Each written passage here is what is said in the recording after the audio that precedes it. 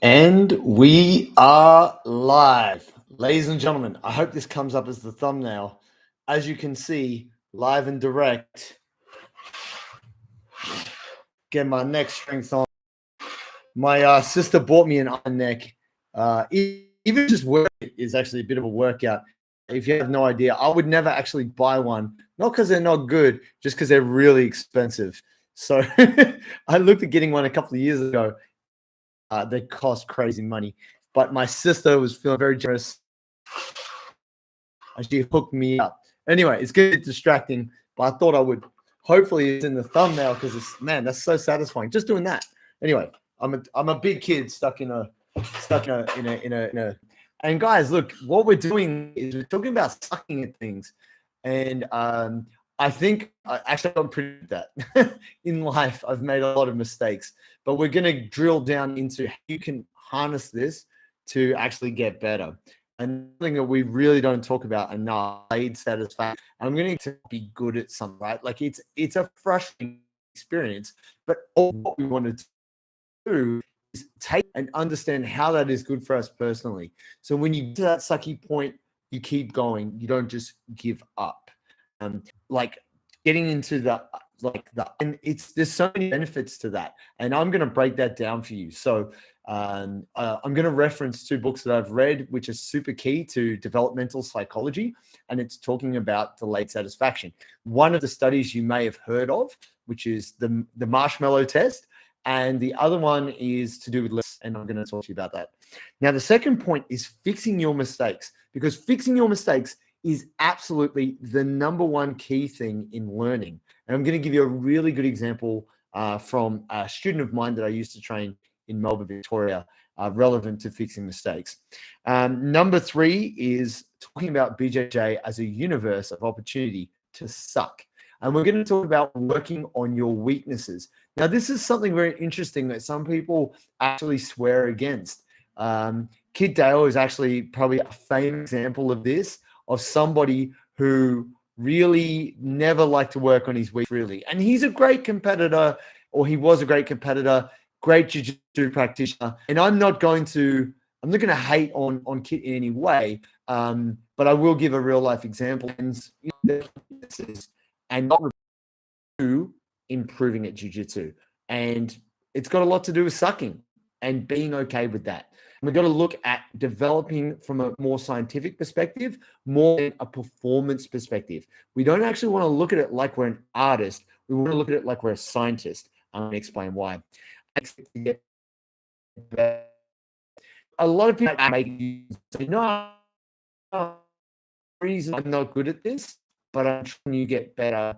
Know that you're not, and also embracing that and why that's really good for our mental health. So that's something that isn't discussed enough, is the element of being okay with not being good. And once you accept you're not good, then you're free of expectation. And then you can really make progress. And so let's get into it, guys. Thank you for tuning in. If you have any questions while we're in the live stream, feel free to just put them in the live chat. Or if you like, you can just say hello, whatever you like. I'm always happy to hear from anyone. And I promise you, I will get to your question. And then the second one is not so famous, but it is very far reaching in terms of its ramifications. And you may have different variations of this where a child says, my guy, and they put a marshmallow. And they said to looking at marshmallow, this imminent treat right there in front of them. And they said, no, you can't have it. We're going to go away in 4 years old, which is super young. If I would have just marshmallow, I would have eaten it. I wouldn't even worried about the experiment, right?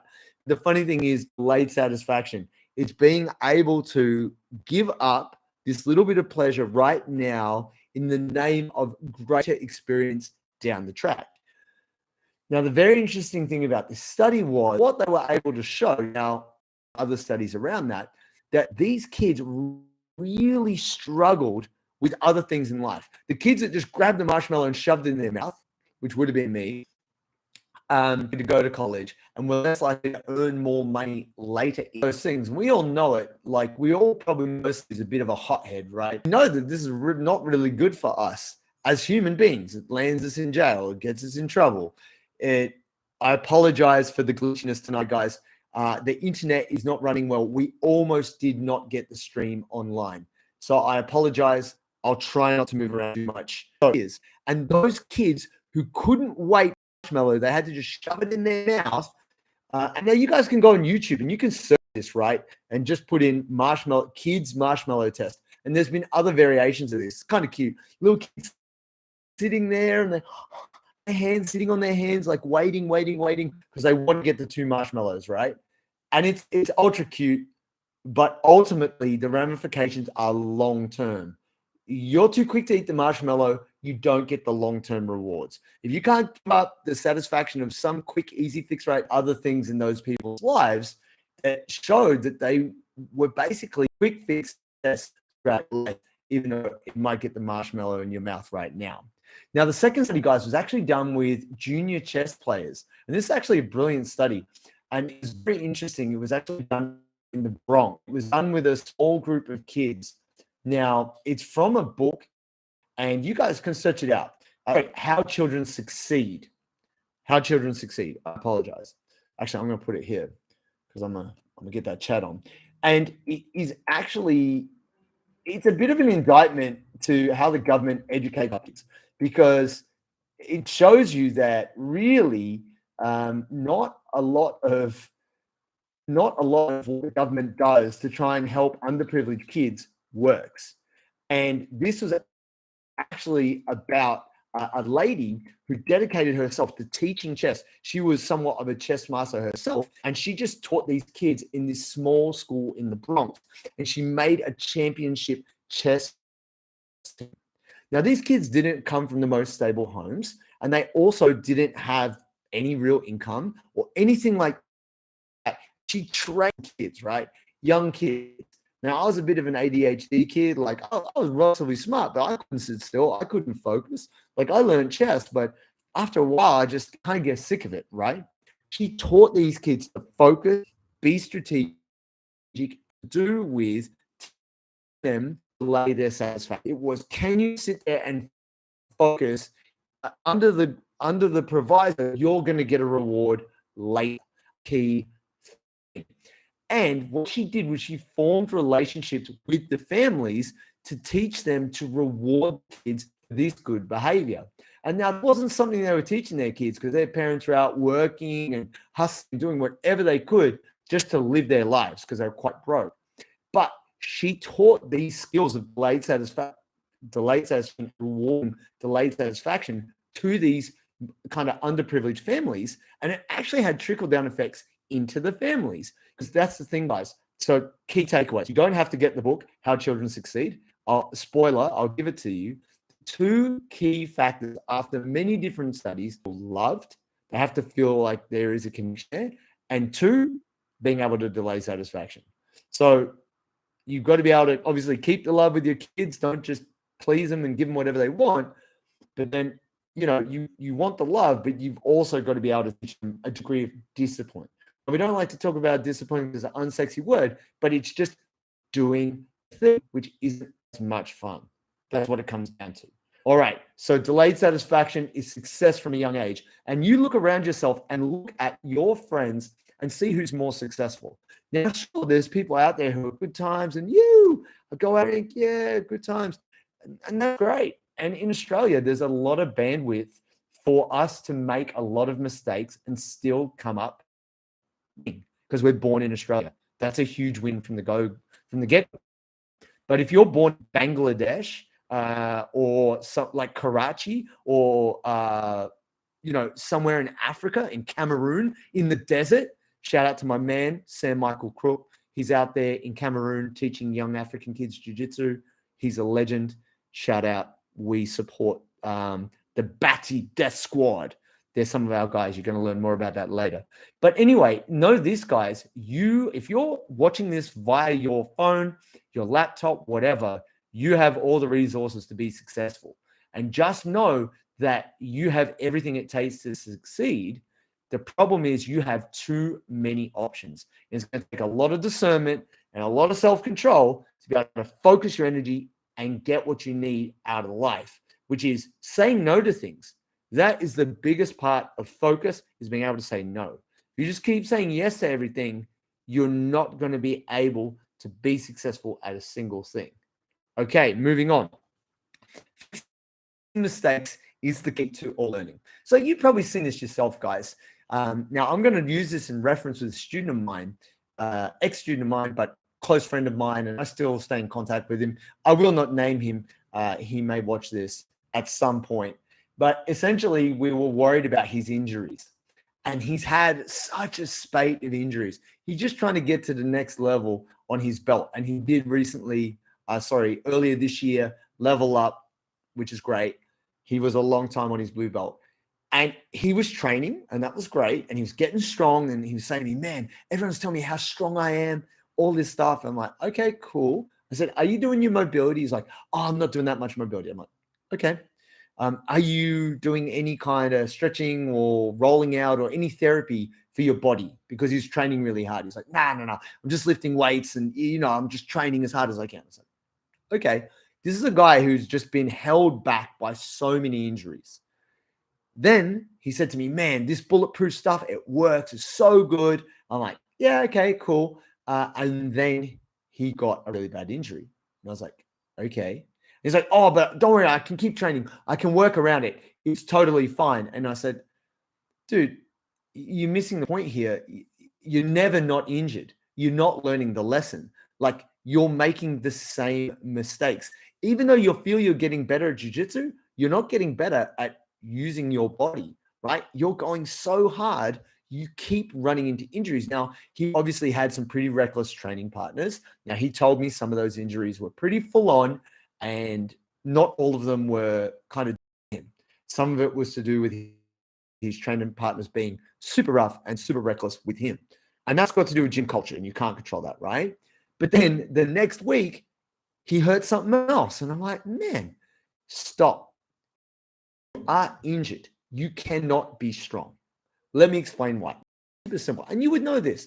If any of you are watching this, if you've had a back injury, you can barely stand up. Everything hurts. Like, if you can't turn a head, how can you dynamically take someone down? If you've got back injury, how can you keep guard or try and triangle somebody? You can't. So being all banged up and tight and sore and having all these like list of like creaking things, like you can't just keep driving the car as fast as you can. You got to pull over. You got to change the tire. You got to get it serviced. You need to look after your rig, guys. And my friend would not learn the lesson, right?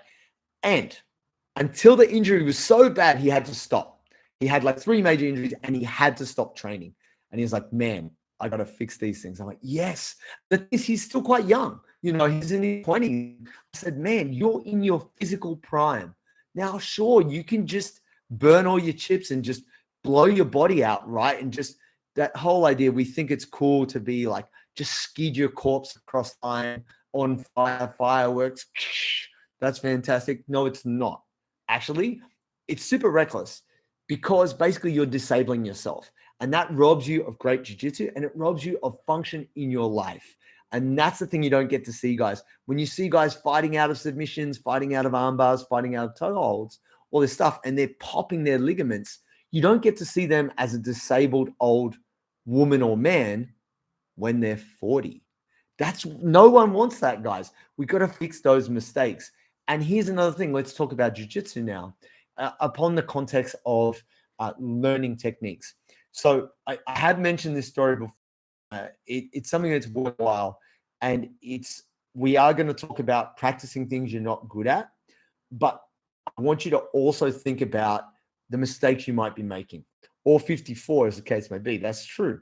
But not everyone is as fit as you, my man. I got to say, 54 years old, you're in good shape, man. Here's the deal, guys. You have to be able to realize, man, I keep getting armbarred. I don't know why. I just keep getting armbarred. When I'm in someone's guard, I get armbarred. When I'm under side control, I get armbarred. It's because you are exposing your arm, right? it's not just because they're really good at arm bars. If you're rolling multiple people, you're always getting arm barred. That means that you're exposing your elbow too much. You haven't got the T-Rex arms going on, right? Which you need. You have to stay tight with jiu-jitsu to protect yourself. But it's oftentimes you need someone outside of you to identify this. But if you know you're getting armbarred all the time, you have to talk to somebody and say, how do I fix this? And so, for example, I'm saying to you right now, if you're getting armbarred all the time, you are not protecting your elbows. If you're getting Kimura'd all the time, you're not protecting your elbows. Case in point, myself, I get guillotined. I am absolutely, guillotines are my kryptonite. The submission that I have been submitted in competition the most is guillotine. The submission that I get tapped on in class the most when I train, it's a guillotine. Why? Because I'm always sticking my head out. I'm always jamming my head into things from pressure, right? Like it's part of my jiu-jitsu game, and it's, you know, a strength and a flaw that I'm always using my head and this is just something I've learned and developed as a type of game. But also, it's an inadequacy that I am not protecting my neck. Wu-Tang said you best protect your neck. Wu-Tang. Also, the series on Stan is legit. Check it out if you haven't. It's awesome for your 90s hip hop fans. Very cool. So here's the deal. You have to protect your neck. Now, yes, I will try and build up my traps and everything like that. But the lesson is don't stick your chin out and don't always lead with your head, right?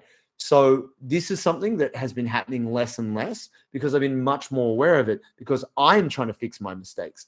I want you to think about for yourself, what mistakes are you making? Just pick one. What is something that you're like, why does this always happen to me? Well, it's not that it happens to you. It happens as a product of your behavior, right? So anything that's recurring is through your actions, through your choices. Now that kind of sounds a bit strong, right? Like a lot of people don't want to hear that, but you need to know that your life is a product of your choices. If you don't have money, it's not because the world's a rip-off, things are too expensive. You haven't earned enough or you have overspent. There's only two equations on it. It's super simple, right? It's your ability to not only make money, but to keep it. And so many people live to the very edge of their means or live beyond credit cards, etc. I know this. I got a credit card back in my 20s, and man, I only paid it off just now. I'm almost freaking 40. So my advice to you guys is don't do that. Like, don't buy into the hype of making these mistakes so many people make, right? So whether it's in the weight room, you're lifting too much, you're not stretching enough, you can hurt yourself lifting weights, right? Of course.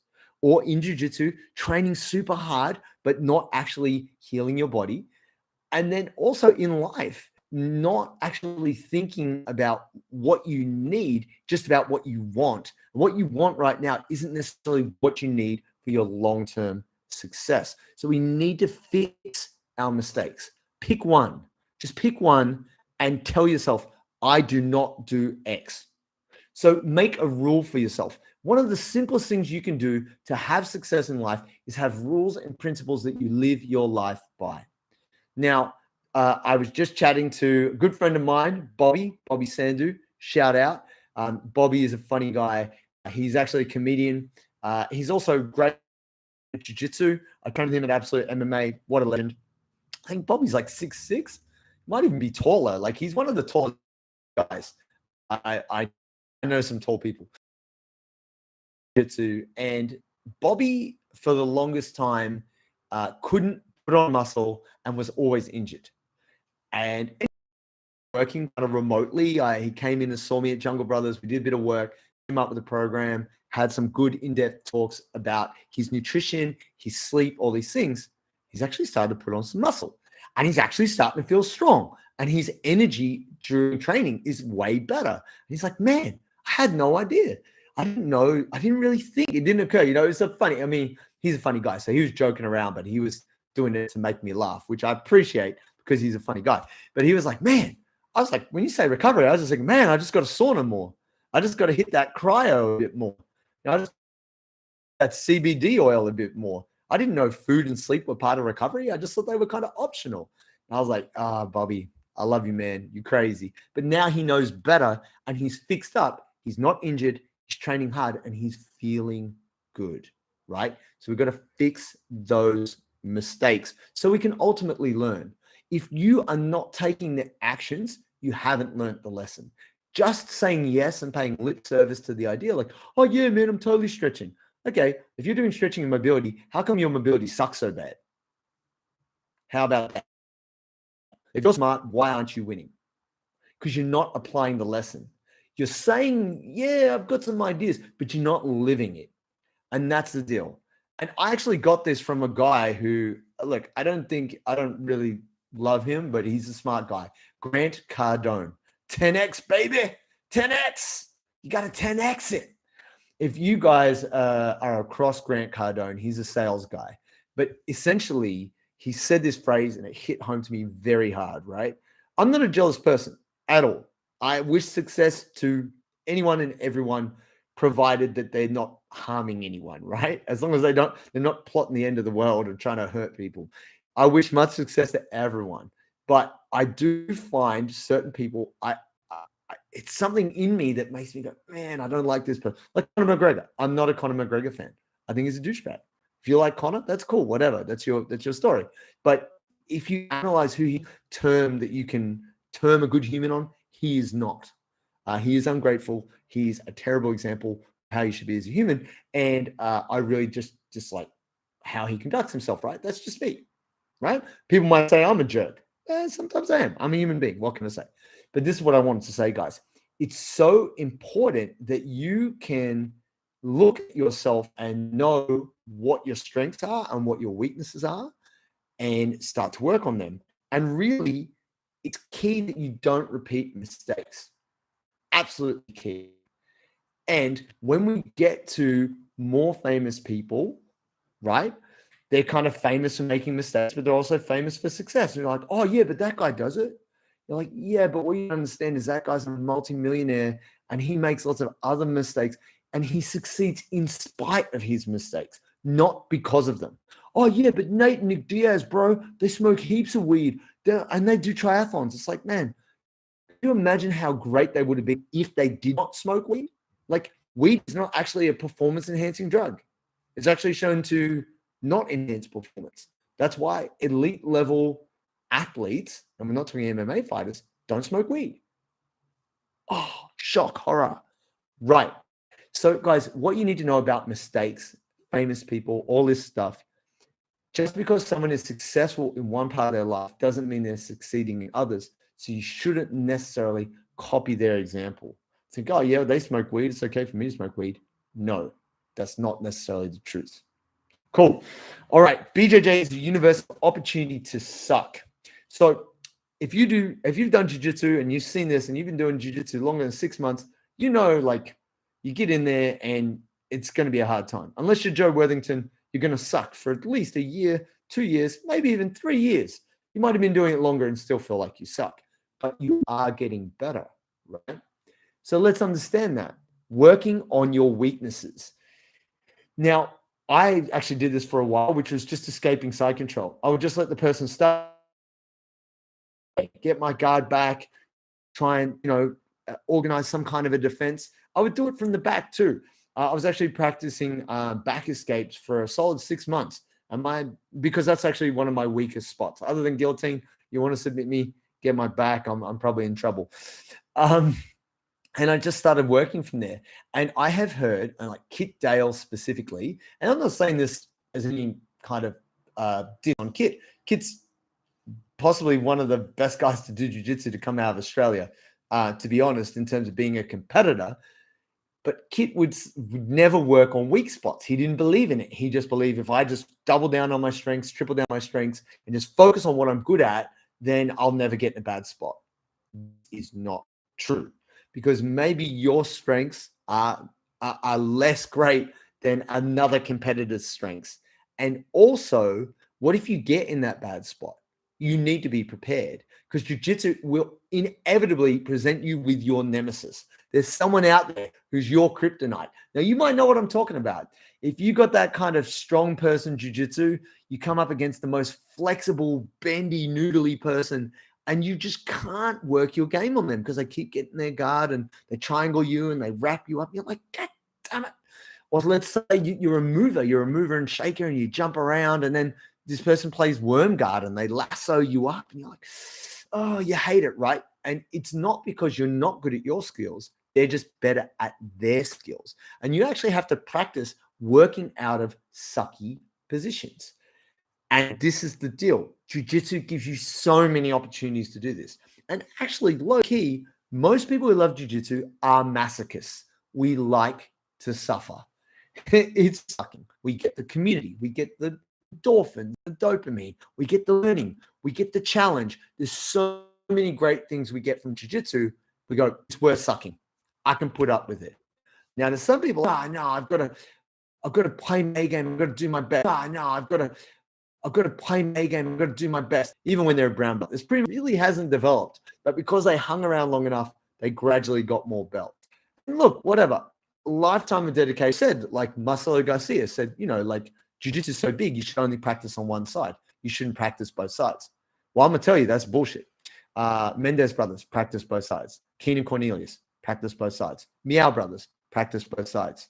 Like, if you don't practice your techniques on both sides, invariably there'll be a time where you're on your bad side and you're going to get found out. And that's where you're going to lose. So it's so important, guys, that for you, when you decide that you're going to improve, really lean in on sucking. Pick one thing. That's a big takeaway from tonight, guys. I just want you to pick one thing with your jiu-jitsu, with your personal life, with your business, with your relationship. Talk about hard conversations. Now, oftentimes that conversation is with yourself. It's like you go, yeah, man, you suck, but that's okay. We're going to work through it. You don't have to be a perfectionist. It's not about being an artist. It's about being a scientist. Mistakes are key in scientific development. If we didn't have mistakes in science, we wouldn't have penicillin. And millions, hundreds of millions of people would never lived, or they would have lived much shorter lives, would died if we didn't have that mistake. And constantly scientists are looking to make more mistakes because it's revealing ways that things don't work. Because ultimately they're searching for truth in how things do actually work. And inventors are the same. Alexander Graham Bell, credited with the light bulb. How many times did he experiment? 1,111 times, something crazy. Man, to be honest, that's a long time for you to keep sucking at something until eventually it works. And that's the thing about any technique in jiu-jitsu. If it has been executed successfully for someone else, it can work for you. But oftentimes it's not that the sweep sucks, is that you suck at the sweep. So you got to work that thing. You got to make it work for you. And this is something that this leads me to my last point, guys. It's super important, is the reason why sucking is so valuable is it teaches us humility. Now, we get this in big doses every time we train jiu-jitsu. There's always that person who got your number, And it's funny how whatever your jiu-jitsu game is, they just seem to be able to thwart you, It's so funny because I've had people like this in my life, and I actually love being that person in other people's lives. I love to just get someone's game and just pick it apart and just wreck it for them. It's a bit, it's that S&M, it's that sadist masochist thing, but also being a black belt, I like to mess with lower belts.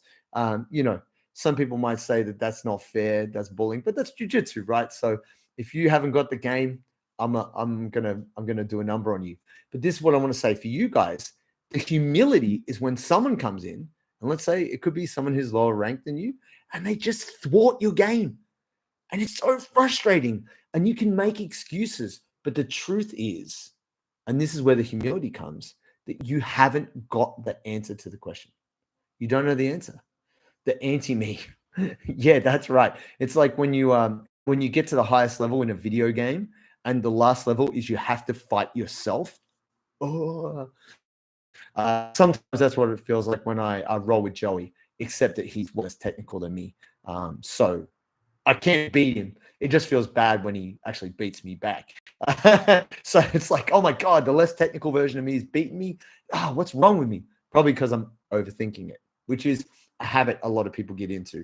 So look, I don't blame you. I've been training jiu-jitsu, almost 14 years, and I still overthink jiu-jitsu.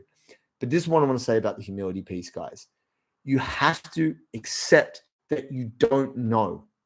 Like admitting you don't know is the first step to knowing.